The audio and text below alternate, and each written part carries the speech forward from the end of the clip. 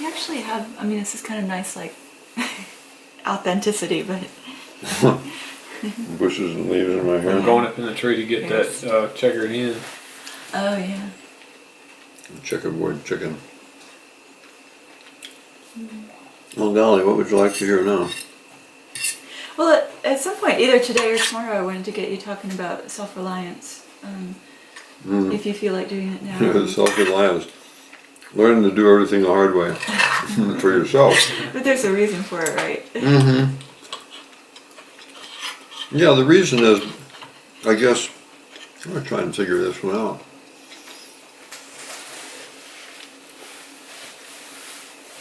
We become so dependent on an incredible system, but so dependent on it that if anything went wrong with the system, we wouldn't know how to take care of ourselves. Mm-hmm. So I've never really fully trusted systems like that for two reasons. One of them, it could fail. The other one is that you're easily controlled by it because you have no choices. You know, they threaten to remove you from the system, or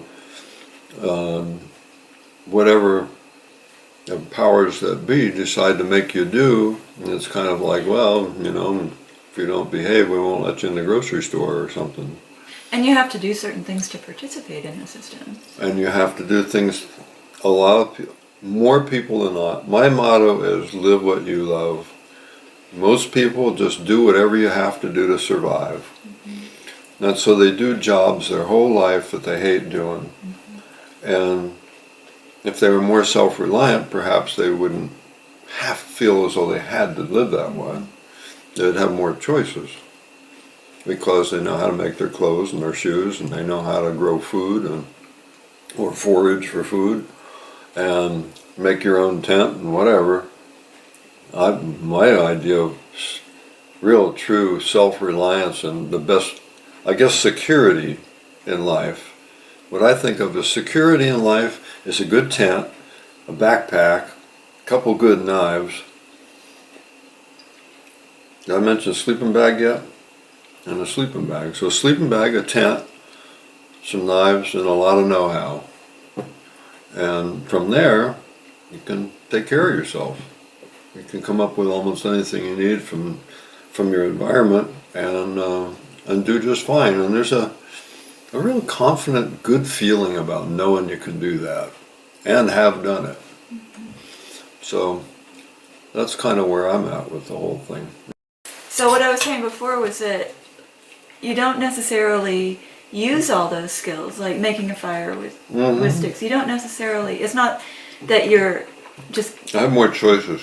It gives you the confidence. It gives you the knowledge that you really can do everything that you need to do for yourself in whatever situation might come up. And that gives you the confidence to feel more autonomy and freedom. A lot of folks, I think if they're out of work or something, they really panic because, and I see it when I go to Phoenix, God, you can run out of money there in a big hurry. Mm-hmm. And I don't want to run out of money either, any more than anybody else does, but I wouldn't be in as desperate a situation as other folks.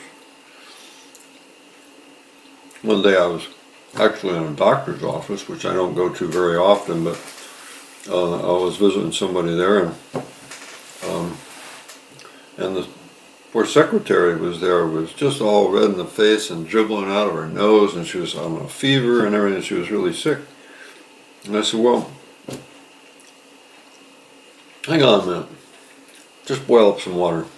They have hot water there for their coffee or whatever. So I walk across the street, and I bring a branch of rosemary back.